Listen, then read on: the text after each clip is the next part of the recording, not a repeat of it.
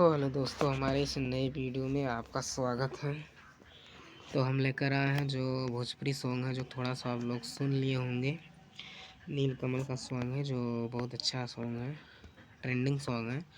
तो इस सॉन्ग का हम अपना प्रोजेक्ट एंड नो आइस टैग देने वाले हैं। जो वीडियो में 4 स्टेप पासवर्ड है, वीडियो को पूरा देखना, वीडियो को स्किप मत करना। और जीमेस में रिमिक्स किए हैं, काफ़ी तगड़ा रिमिक्स किए हैं। बाकी आप लोग सुन के बताइएगा कि हमारा रिमिक्स कैसा है। तो आप लोग ईयरफोन लगा लीजिए। चलिए आप लोगों को सुना देते हैं कि हमारा रिमिक्स कैसा है।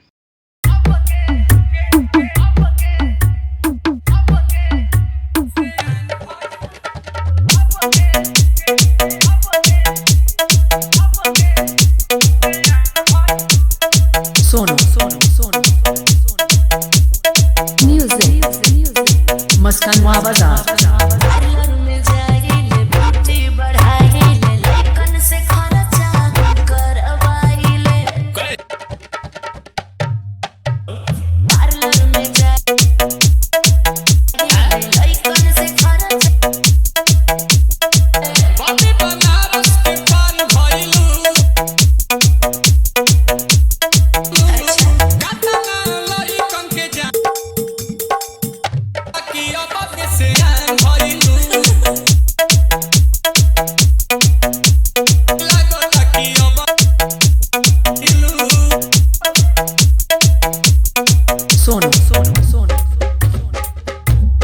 म्यूजिक मस्कान बाजार।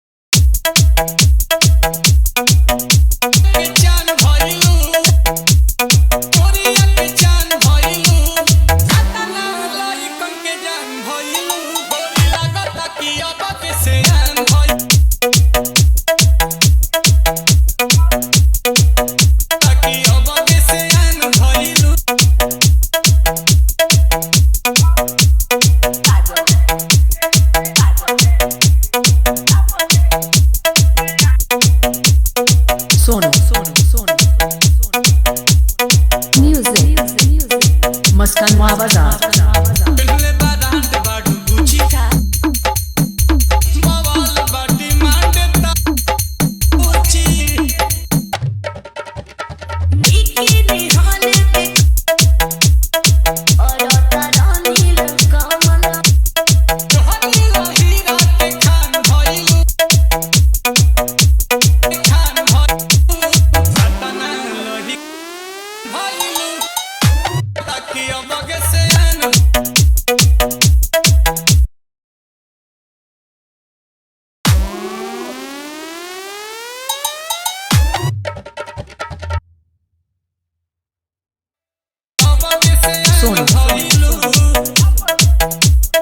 म्यूजिक मस्कान बाजार। तो दोस्तों, हमारा रिमिक्स कैसा लगा हमें कमेंट करके ज़रूर बताना। हमारे इस नए वीडियो पर नए विजिट किए होंगे, प्लीज़ चैनल को सब्सक्राइब कर लीजिए, बेल आइकन को प्रेस कर दीजिए, ताकि कोई वीडियो अपलोड करे तो नोटिफिकेशन आप तक जल्दी पहुंच जाए। तो चलिए मिलते हैं नेक्स्ट वीडियो में, तब तक के लिए नमस्कार दोस्तों।